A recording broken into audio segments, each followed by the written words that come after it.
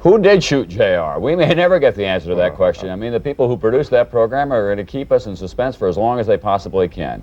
J.R. himself is here, doesn't look bloody or wounded or anything. Right out of the hospital, here's Larry Hagman. I can't think of anybody having a better time in that whole role than you are. No kidding. How long do you think you can keep this scam up? 20, 30 years, something like that. Just as long as you possibly can, right? Sure.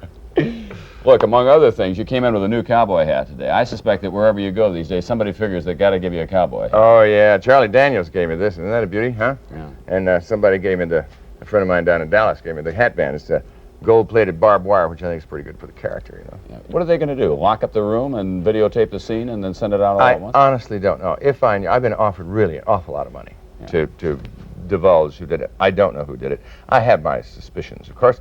But all the scripts that we've been given are minus 15 or 20 pages at the end for those particular scripts, 2 or 3.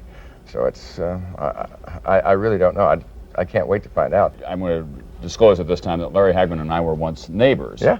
And one of the things that I loved about him best then, he didn't bring over a little Tupperware covered dish, by the way, to welcome us to the neighborhood, but you had a life out there on the beach that you were very fond of. You got to play Frisbee all day long. You sat in your jacuzzi. The winter that we were there, you had a goose in the jacuzzi. Is that right? Don't you miss that? I mean, I still got it. What do you mean? I just flew in about an hour ago from there. Yeah, but the moving around the world and everything, isn't it going to be a little... No, it's wonderful. My wife and I were sitting at home. We'd been home 3 days, and she says, "Where are we going next?"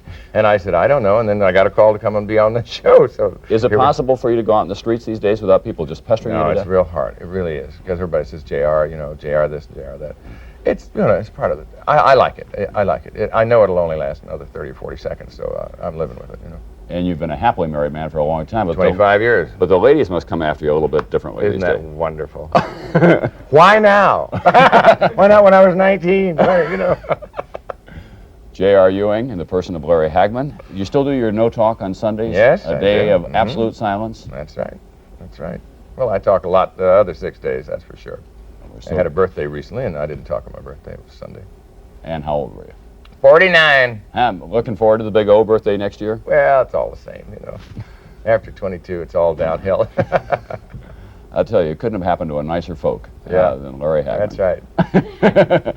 Real glad to have you here, even though you're on another network. That one with the Are we? What network is it? Bloodshot Eye. Oh, yeah?